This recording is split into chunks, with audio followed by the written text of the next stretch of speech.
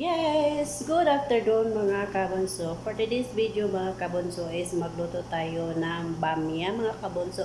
Dahil nag-request ang aking itay na magluto tayo ng bamya. Kaya mga kabonso, samahan niyo na go in 3, 2, 1. So nandito tayo sa aking kusina mga kabonso and then tayo ay magluto ng bamya. So first is nagawa na ako ng basal. So, kailangan kasi ang basal is marami ang ilagay. Kasi yan ang gusto ng aking itay, mga kabonso. So, kailangan is marami ang basal. Huwag magkuripot sa basal dahil yan ang gusto-gusto ng aking itay. And then, meron tayong tomat. Yan, marami din ang tomat ang ilagay natin. And then, ito yung yung bamya na lulutuin natin, mga kabonso. Yan. So, dito tayo mag-harke-harke. And then, ito yung rice ko mga kabunso. Yung rice ko, basal with gisar. Oh, may carrots. Yan. So, dito tayo mag-harke-harke tayo sa ating basal para gawin nating bamya. Yan. So, kailangan na natin i-harke-harke ang ating nilolotso, yung ating bamya dahil kailangan ng maraming basal. Itong basal mga kabonso is tatlo yung ginawa ko mga kabonso and then hindi naman masyadong malaki siya mga kabonso. Kaya yan. Tingnan nyo, di ba marami. So antayan na lang natin na mag golden brown siya para ilagay natin yung tomat. Yan. So, habang tayo ay nagantay sa ating ginagawa mga kabonso, so tayo ay mag-blend muna ng ating tomat. So, mag-asara muna tayo sa ating tomat mga kabonso. Habang tayo ay nagantay, so kailangan muna natin mag-asara ng ating ating tomat. Yan.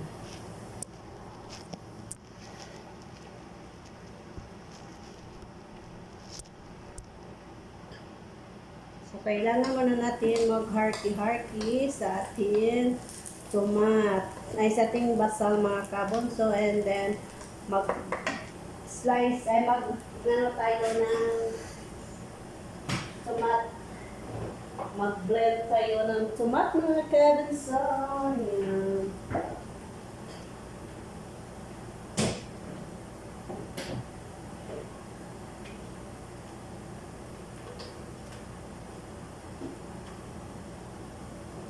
Dahil malaki yung tomat natin mga kabonso is lagyan lang natin siya ng 3 para hindi maubos agad ang tomat kasi maubos na yung tomat ko mga kabonso.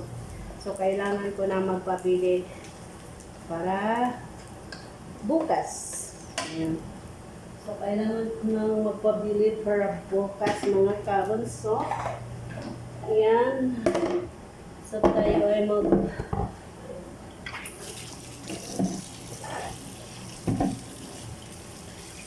kailangan muna natin mag-golden brown ang ating basal.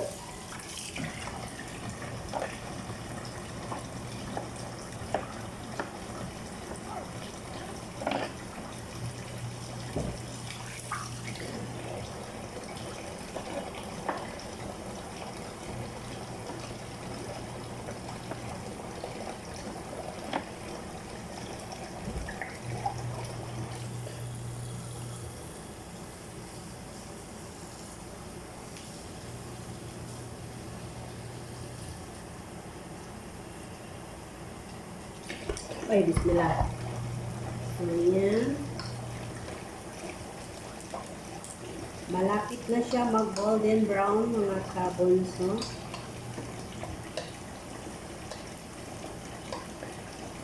Yan, mag-blend mga tayo.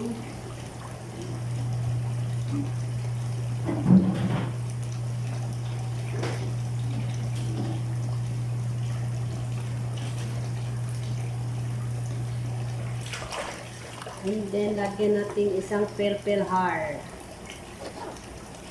Para may kahang-kahang na siya.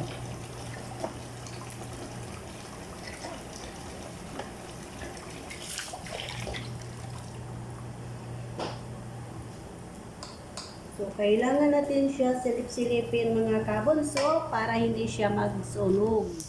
So, yan na yung ating basal. O, yan. So, kailangan na natin siya lagyan natin siya ng tomat mga kabunso. Ayan. Ipa-golden brown muna natin kaunti mga kabunso. Dahil hindi pa masyadong ma-brown.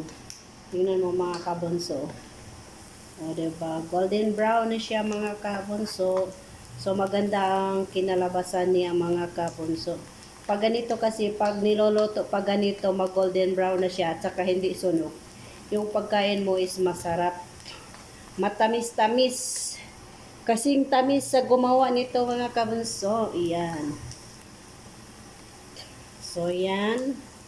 So, dahil golden brown na siya, so, pwede na natin ilagay yung tomat.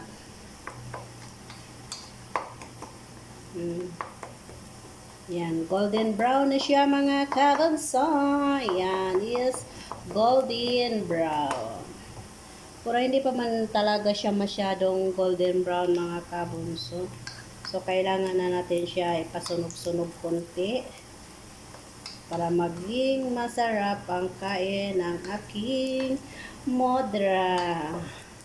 Dahil si Modra ay nag-zoom ngayon. So, hindi si Modra kakain is mamaya pang gabi. So, dahil is golden brown na siya, so, pwede na natin ilagay yung ating tomat. Yan. Yan ang ating tomat. Lagyan natin ng 2 tomat. Yan.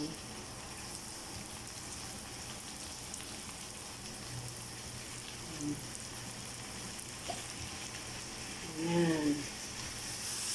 Diba? O, ganyan mga kabunso. Yan. And then, pagkatapos dito is lagyan natin siya ng sarsa. So, antayan natin na maglambot ang ating tomat. And then, lagyan natin siya ng sarsa. Yan. So, ganyan magluto mga kabunso para maging masarap ang luto natin. So, ganyan lang tayo magluto. Yan. So, tayo ay gagawa ng mag-blend tayo ng mga kabunso.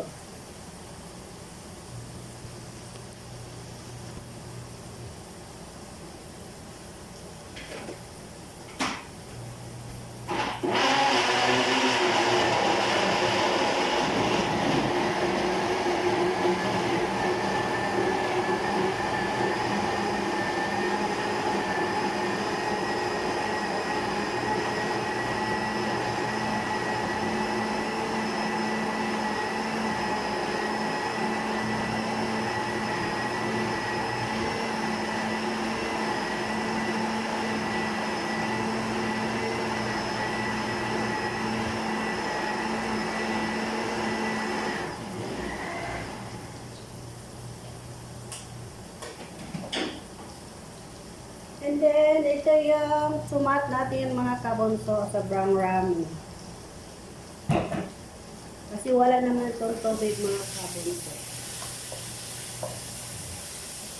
Yan. Tayo ay nagluto-luto mga kabunso dahil yung kusinihan nyo is laging bising-bisihan. Yan. So, lagyan natin siya ng sarsa.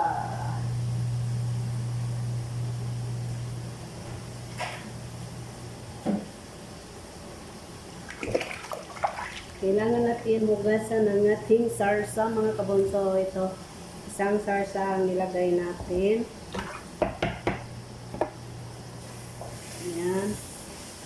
Habang kayo ay nag-garki-garki.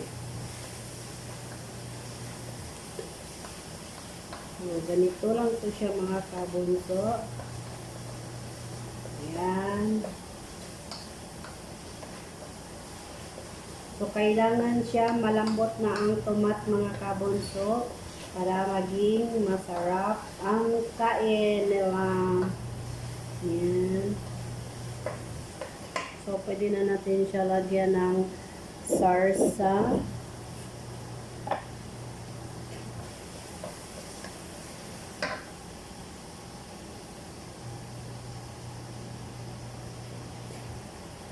Yan, lagyan natin isang sarsa.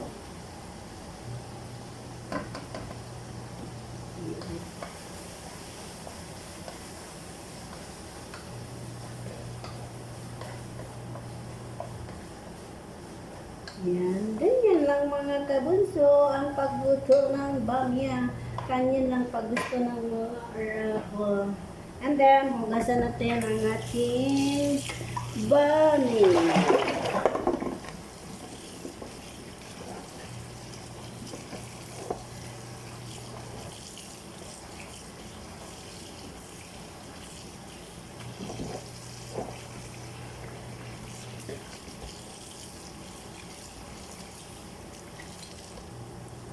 Ang technique dito mga kabunso para hindi siya malata yung yung bamya natin is kailangan natin unahin yung sauce niya mga kabunso. Yan. Dapat kasi unahin to mga kabunso. Ipakulo muna natin to siya bago natin ilagay yung bamya. Yan. Kasi ulihin na ang bamya mga kabunso para maging masarap. Huwag muna natin ilagay yung bamya. So, pakulo muna natin ito siya mga kabunso. Yan. Para hindi malata yung bamya natin mga kabunso. And then, syempre, lagyan muna natin ng asin.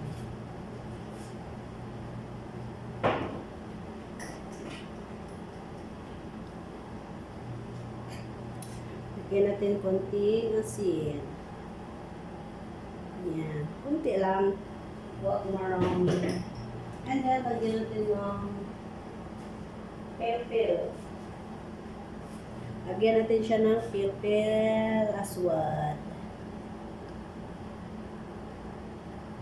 So, templado na to siya mga kabon. So, antayin lang natin siya na magkulo. Bago natin ilagay ang bamya. Yan.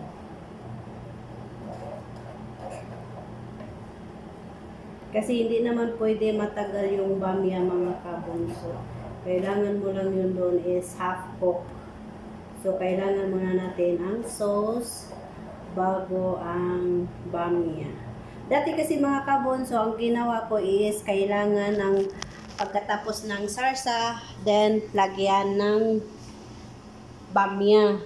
So ngayon kasi nag-ibang request ng aking itay. So ang sabi niya sa akin is unahin ko daw yung basal, then tomat, then sarsa, and then yung sauce daw ilagay ko muna.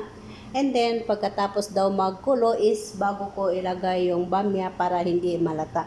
Yun ang sabi ng aking tatay. Yun kasi ang request niya ngayon. So, kailangan natin sundin yung yung sinasabi nila.